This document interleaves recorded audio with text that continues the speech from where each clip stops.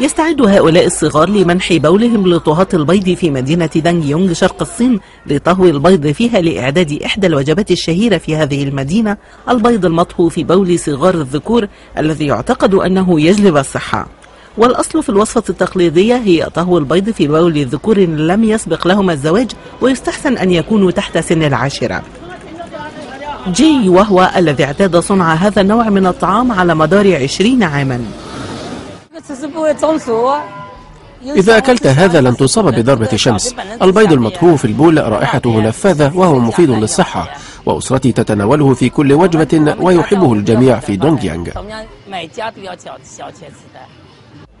طعام لا تخطئه الأنف، ولا يتجاوز سعر البيض الواحد $4، ويباع هذا الطعام في الشوارع فقط، لكن بعض السكان المحليين يجمعون بول الصغار ليعدونه لأنفسهم في المنازل.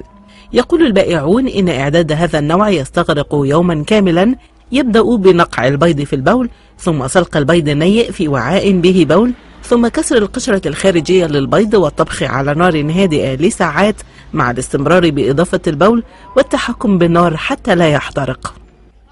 ويعتقد أن التقليد عمره قرن من الزمان، ويقول جي إن الرائحة المميزة والطعم المملح يجعلانه الطعام المفضل لسكان المدينة الذين يعتقدون أنه يخفض درجة حرارة الجسم ويحسن الدورة الدموية.